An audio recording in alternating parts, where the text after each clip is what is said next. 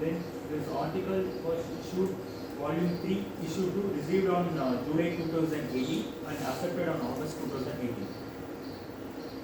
My main discussion focus on these 4 topics. See to the screen and speak. My main discussion focus on these topics.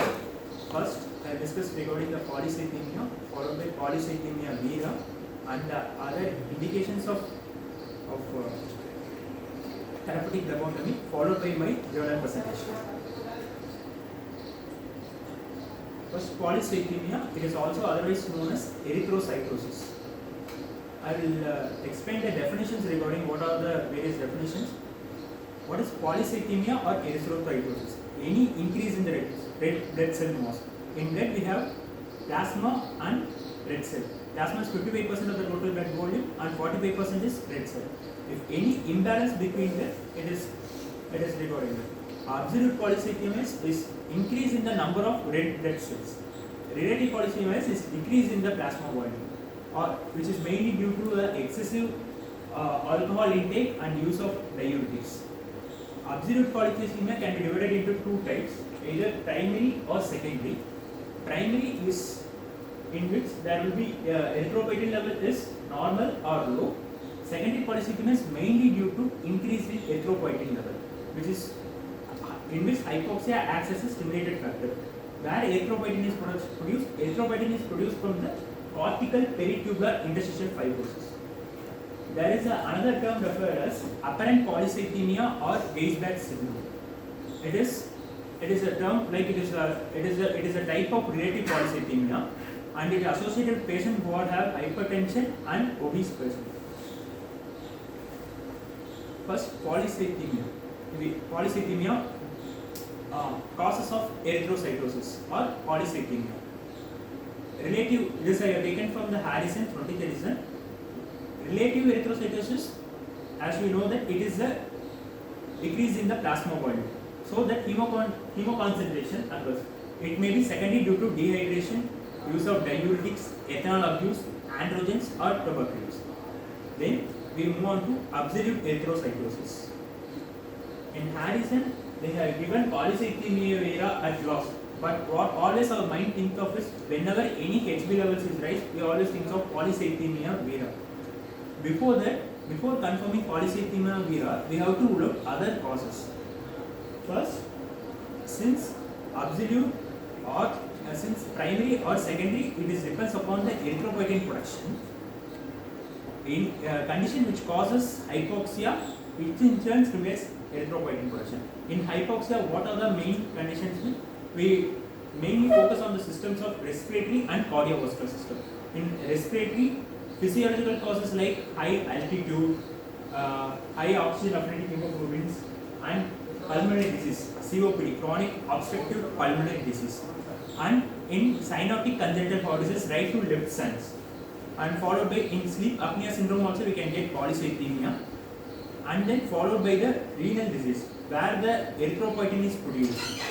In this renal arteriostosis, in one side of the renal kidney get infected, the other side responds by abnormal production of erythropoietin, and if there is any renal cyst post transplantation also there will be a risk. Followed by the tumors which secrete the erythropoietins. Mainly from the renal cell carcinoma is the most common cause of the tumor secreting erythropoietin, followed by hepatoma, then cerebral hemangioblastoma, uterine myoma also can produce. These are the order of causes. And some drugs like androgens and recombinant erythropoietin. And followed by the congenital causes, where the erythropoietin receptor mutations occurs, and then polycythemia vera. This I have taken from Rosie. In this they explain regarding the causes of secondary erythrocytosis. Same, more or same, everything is same. In this article I have taken from article, in this they have given that use of sodium glucose transporters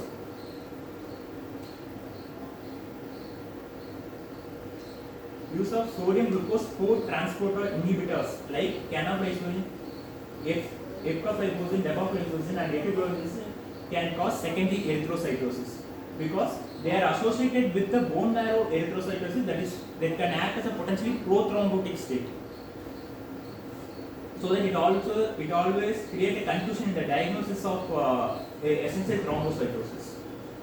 In which disease these drugs are used? Diabetic mellitus, sodium glucose transporters, diabetes mellitus. Which these are starting level drugs or? It's like third generation like that. It depends upon the So all in always so always suspect this. diabetic Always individual with a high high hemoglobin. globin. You have to rule out this and then only you have to proceed regarding this. Always use of such drugs in patients with MPN requires close monitoring of erythrocytosis. They might require prophylactic phlebotomy. Then the important topic, polycythemia vera. What is polycythemia vera? It is one of the type of myeloproliferative neoplasms. Myeloproliferative neoplasm is if in the bone marrow there is the abnormal proliferation of the mature cells. In this, we are because polycythemia vera, this three is the main. There are a lot of MPN. This three: polycythemia vera, essential thrombocythemia, primary myelofibrosis. Because these three are capable of transforming each other into acquired stages because both the three are associated with JAK2 mutation. They are very slow and indolent. They are present in the natural history of disease for past decades.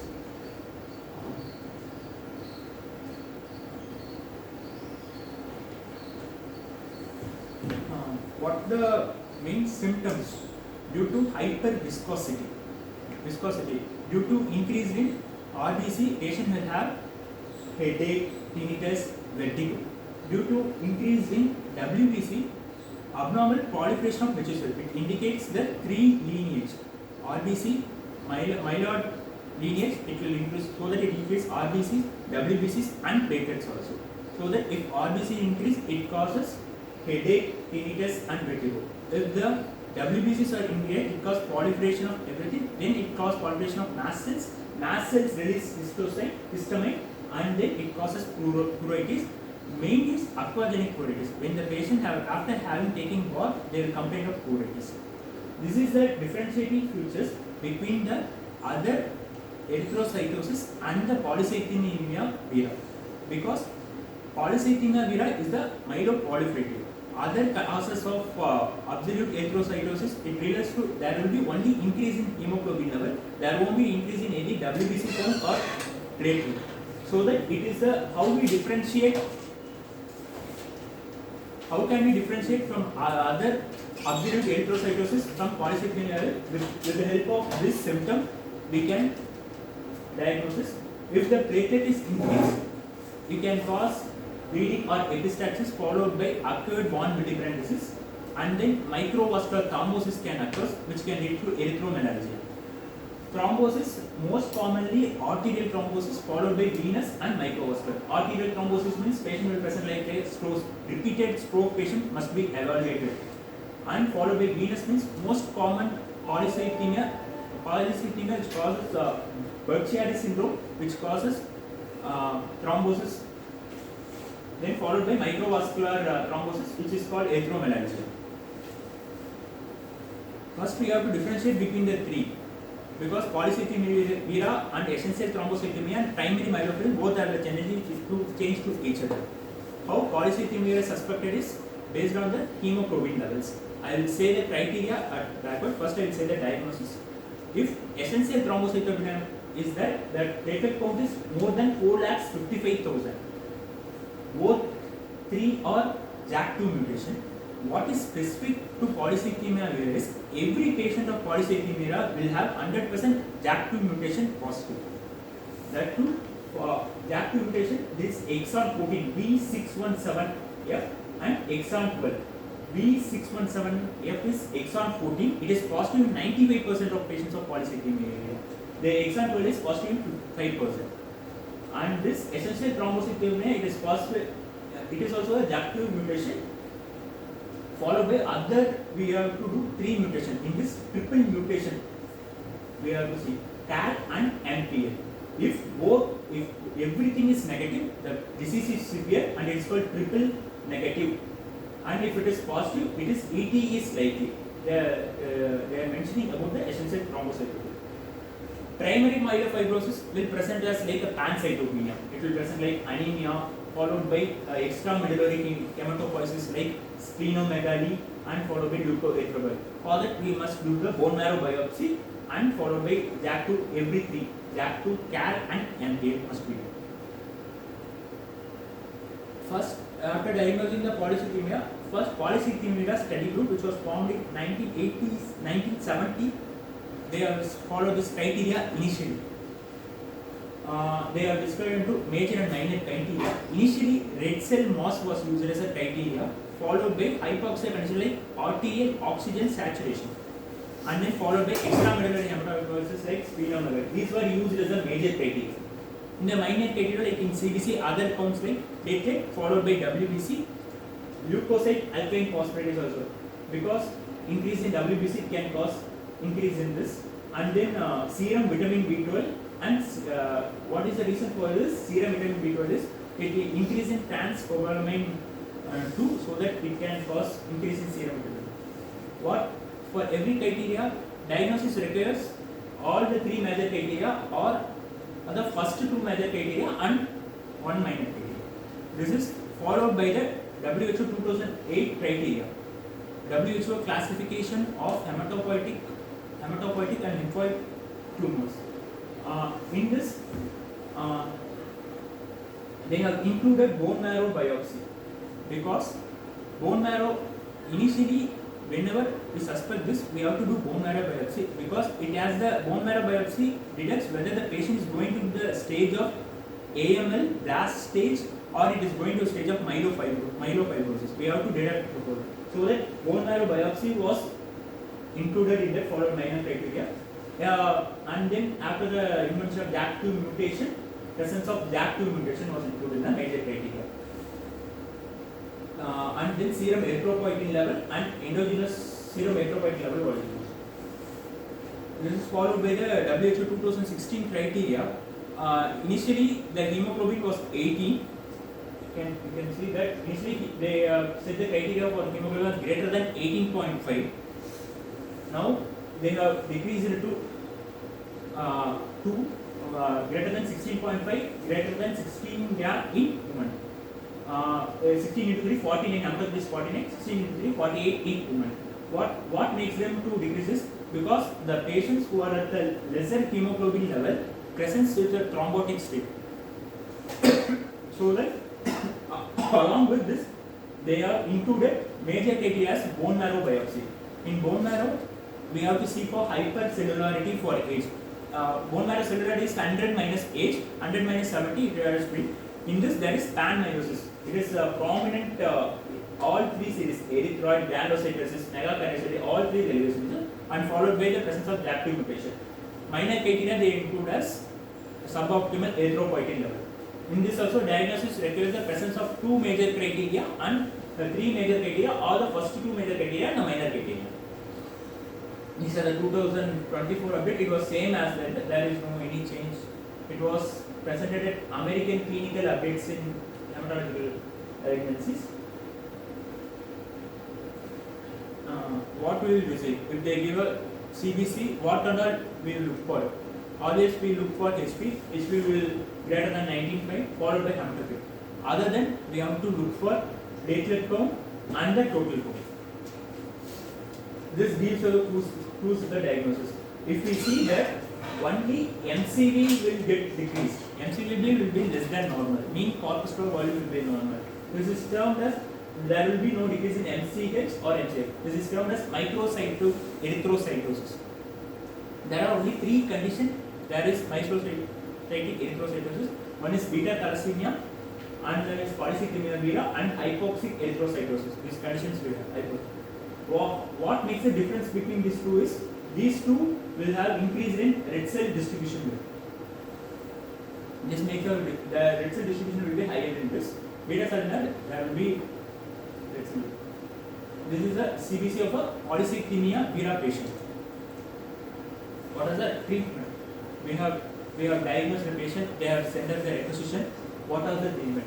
Primary treatment is phlebotomy to keep the hematocrit level less than 45% in all patients, and we should start anticoagulants like once daily dose of aspirin in all patients. In India, aspirin is available as 75 mg and followed by 150 mg. Then we have to segregate the patients depending upon the high risk disease and the low risk disease. Low risk patients are patients who are aged less than 40 years and there is no any history of thrombosis. High risk patients are patient aged greater than 60 years and followed by history of thrombosis. First we move on to the low risk disease. Then if they have cardiovascular risk factors, if they have microvascular symptoms, we should consider twice daily aspirin. If some patients we are doing repeated phlebotomy, severe pruritus is there, if the splenomegaly is there, symptoms are persistent irrespective of phlebotomy, we should consider interferon alpha in the presence of phlebotomy. In high risk disease, we can't give high drops, we have to give cytoreductive agents to every patient. In women of reproductive age, we can't give, so that we are transferring it into this group. So that hydroxyurea 500 mg BD should be given to every patient. If there is arterial thrombosis, we have to give daily aspirin. If there is venous thrombosis, we have to add any systemic anticoagulation. If patient is intolerant to hydroxyurea, we have to start an interferon alpha or any JAK2 inhibitors. These are the recent American Journal of Hematology guidelines how to approach a patient. When we get a requisition, we'll see what to see first when requisition has been sent to us to do phlebotomy, and we want to know how much volume must be removed, and we must to know whether replacement fluid must be used or not. For therapeutic phlebotomy, what is the rationale is, as the body is compensating for the blood loss through blood plasma with short amount of time, yet RCC requires several weeks to our body requires several weeks to produce new RCCs. HCTV can be temporarily reduced using this treatment. Instead of mainly to induce a state of iron deficiency that prevents the accelerated expansion of red cell mass. Okay. Then the procedure is, we have to take a proper consent. This amount is 350 or 450 ml of blood depending upon the patient's blood volume once a week until the desired HCT less than 45 is achieved. There is no need to give replacement fluid pre or post. We can ask them to drink oral liquid intake before and after phlebotomy is required, how much they want. Small volume of plasma removed by phlebotomy does not need any replacement. This is our therapeutic phlebotomy requisition form. In this, every details of the patient, they have to mention the diagnosis. They have to write how much volume must be removed, how much the frequency of the procedure, the amount of blood proton, any additional. This is any procedure you have to get consent, and this is our high risk consent. Other primary indications are, there are two conditions: hereditary hemochromatosis followed by porphyria cutanea. Okay, hereditary hemochromatosis, clinical is what the patient presents is like chronic tiredness, arthropathy, liver abnormalities. They will diagnose. What is the screening criteria is, in this we have to check mainly for the serum ferritin and transferrin saturation level. If transferrin saturation is more than 45% and serum ferritin is more than 300 in premenopausal woman and 200 nanogram in premenopausal woman and 300 nanogram in men. After screening, we have to confirm by the diagnostic test. These are the medicine topics so that it will be. I'm saying regarding how if asymptomatic patients also present, if symptomatic patients also present. This I have taken from the Diagnosis and Management of Hemochromatosis, American Association Study of for Liver Disease 2011. Their target population was whether the patient is symptomatic, asymptomatic, or adult or first degree relative of hereditary hemochromatosis. We have to step one, we have to check for serum transferrin saturation followed by serum ferritin. If positive, I am saying if serum transferrin saturation is greater than 45% and elevated serum ferritin, we must directly go for HFE genotype, because hereditary hemochromatosis is an autosomal recessive disorder which is due to the cause of mutation of the gene HFE gene, which is responsible for the hepcidin. Hepcidin is the control of the ferroportin receptor. After that, HFE genotype homozygosity. If it is positive, we have to check. We have to then concentrate on the ferritin levels. If it is more than 1000 microgram per ml or elevated level, then only we have to do liver biopsy followed by immunohistochemistry and histopathology. Then we have to do the therapeutic laboratory. If the ferritin level is less and the liver enzymes are normal, they are directly follow the therapeutic laboratory. You have to directly. If the HFE genotype is heterozygote or non-CQ82Y type, we have to exclude other causes of liver and hematological diseases, followed by plus or minus liver biopsy. It depends upon the consultant. This is the diagnosis. After we are doing the therapeutic lobotomy then. Whenever the patient is diagnosed, what is the primary mode of treatment in hereditary hemochromatosis? We are iron reduction is the main primary mode of treatment. So that lobotomy must be done, should be shorted in all patients whose serum ferritin level is elevated in spite of the age, and the iron loaded patients who are asymptomatic also we have to stop it. Then how much volume must be removed? In this they have given 7, this is I have taken from Rosie's principle. They have given 7 ml per kg of coltan, up to 550 ml can be withdrawn, or 1 unit until the serum ferritin level is below 15 nanogram per ml.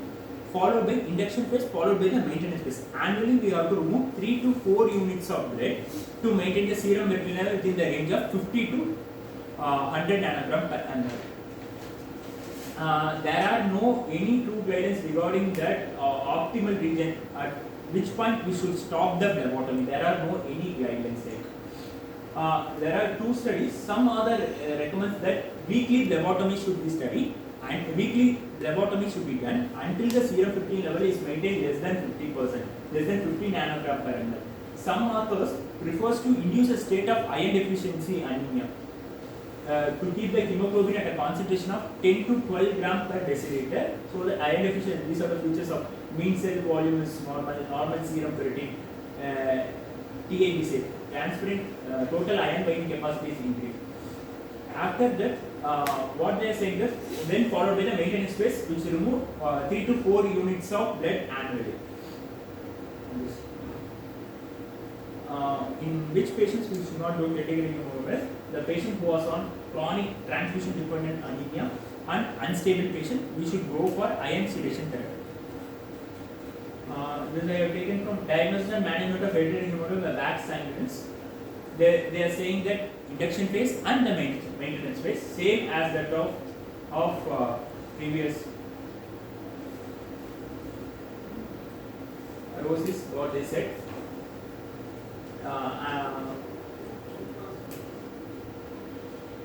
This another article, another journal I have taken this says while doing phlebotomy, we have to check for that hematocrit level after phlebotomy, we should not fall by more than 20%. We should check for fall. Other everything is same as recording. What are the symptoms included in HH? What symptoms cannot be improved after phlebotomies? Symptoms improved are normal symptoms: malaise, weakness, fatigue, skin pigmentation, cardiac function, liver enzymes will get elevated. No improvement is diabetes, pancreatic induced diabetes, cirrhosis, arthropathy, pituitary dysfunction, hypotension, not improved by therapy. Always HH patients will be diagnosed at the stage of chronic hepatitis. They will confirm by liver biopsy and they will deal with whether to do phlebotomy. In HH patient, whether the phlebotomized blood can be used as a donation.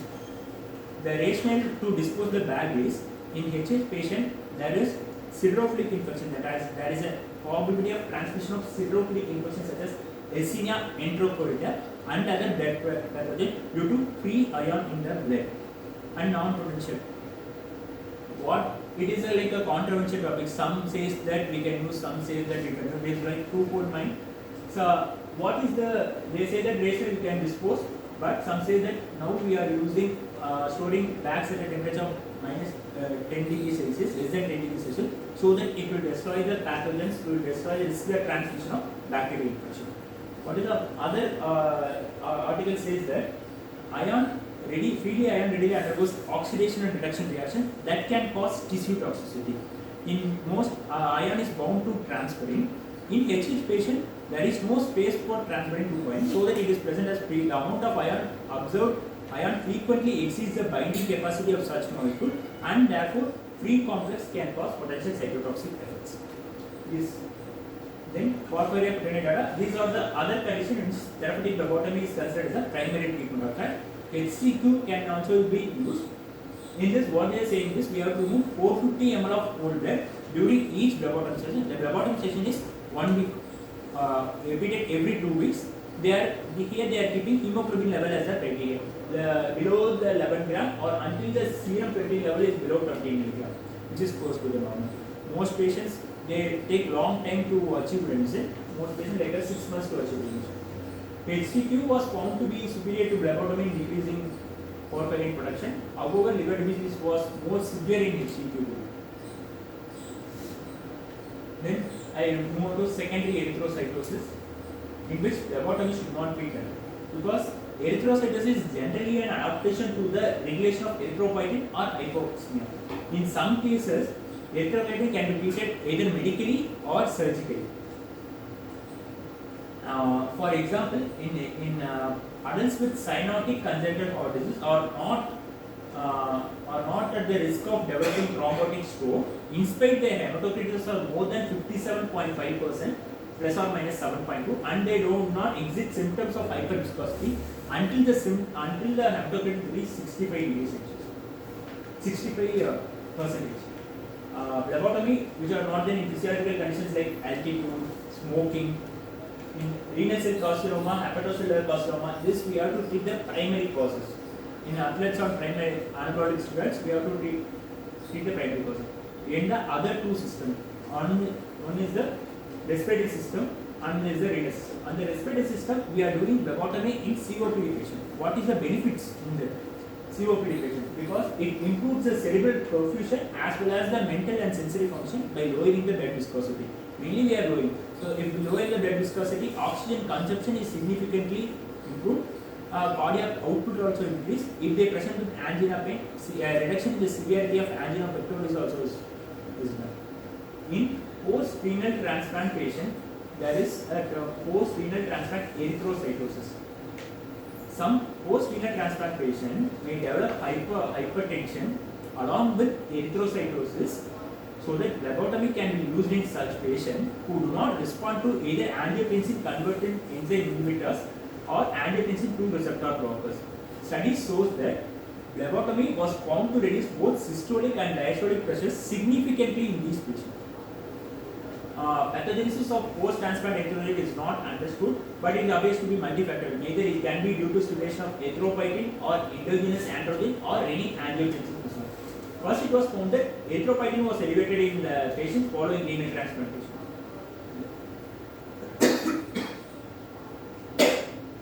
Then the other term I will use is isovolemic phlebotomy.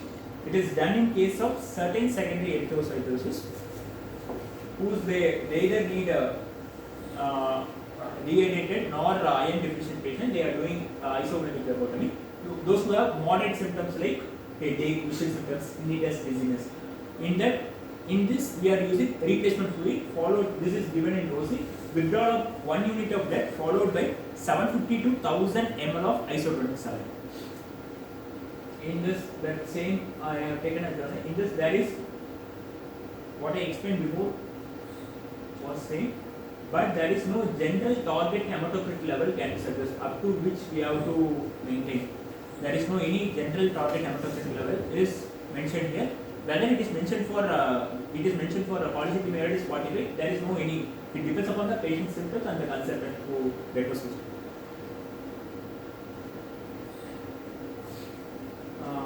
we should be careful because if we remove more oxygen, if we remove more blood, it may produce, it may cause iron deficiency. It in turn compromise oxygen delivery, and it raises the viscosity. It can cause vice versa. So that we should not induce the stage of iron deficiency in this. Then I move on to my journal presentation, which is regarding the effect of therapeutic phlebotomy on plasma volume in polycythemia patient. Aim is determining the plasma volume changes in polycythemia patients undergoing therapeutic phlebotomy. What are the materials and method? What are the patient's criteria? It was a prospective study on patients with polycythemia who underwent polycythemia. Not only I am saying about polycythemia vera, polycythemia, who underwent TP from September 2013 to July 2013. After getting written and informed consent, clinical details and patient's history and physical examination of patient was done, followed by the investigation. These are the investigations done: CBC, JAK2 mutation, erythropoietin level, ABG analysis to measure the oxygen, mean arterial oxygenation. These are the patients. What we are doing? Phlebotomy studies. We are taking 2 samples, one before the procedure, one during the procedure. That at the end of the phlebotomy, blood sample was taken with a clamp applied to the tube, considering to be taken at the HP at the end of the phlebotomy. How they have used a Ogawa's equation to calculate the estimation of blood volume. In this, height is meter, weight in kg. I am explaining the short form. PV1 and 2 is one is pre-collection, 2 is pre-collection and post-collection blood volume. One is pre-phlebotomy and is post-phlebotomy. Plasma volume is calculated based on the blood volume formula. It is 1 minus hematocrit into the blood volume. This is estimation. We have estimated the blood volume. We have taken what an result. Before going to the result, I will summarize what are doing. The patient has come for the phlebotomy. We are taking the CBC. We are examining everything. From CBC and hematocrit level, we are calculating the plasma blood volume, followed by the plasma volume we are calculating, and then we are reading the patient. We are doing, and at last, during the last stage, we are clamping the tube and taking this segment as using CBC. From that CBC, we can find the hematocrit. From that, we can find the volume fraction. Both pre and post as done. In this result, 134 patients. They were 119 males and 15 females. Totally 236 events of therapeutic phlebotomy was done. Median age group was 49 years. It ranges from 22 to 18 years.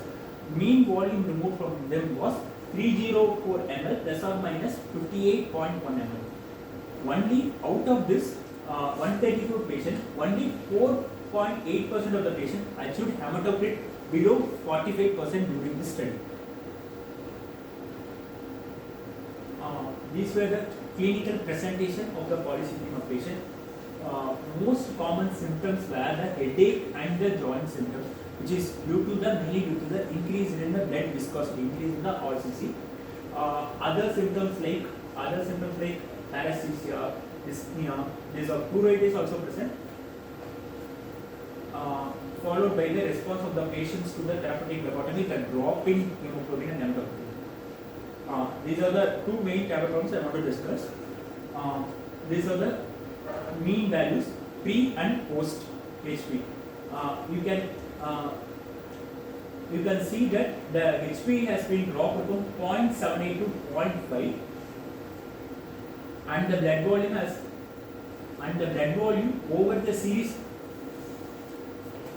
And the blood volume first, second, third and fourth, blood volume has been increased from over the series of episodes. First it was 1.75 ml plasma volume was increased, followed by 3.27 plasma volume plus or minus it was increased gradually after the procedures. Results, they have, in some patients they have found increase in plasma volume. In some patients they don't know what is the exact reason plasma volume was increased. So they again segregated into 2 groups, Group A and Group B. Group A who has increase in plasma volume. What they found was those who have increase in plasma volume has a positive correlation between the mean drop in HB and hematocrit. Those who have there is no mean drop in hematite. There is no increase in decrease in plasma. Group A patients are increase in plasma volume. Group A patient that does not respond any. There is no any changes in plasma volume. From that, there is no any improvement in HB drop. Also, there is no increase in hematocrit. That is not clearly understood. In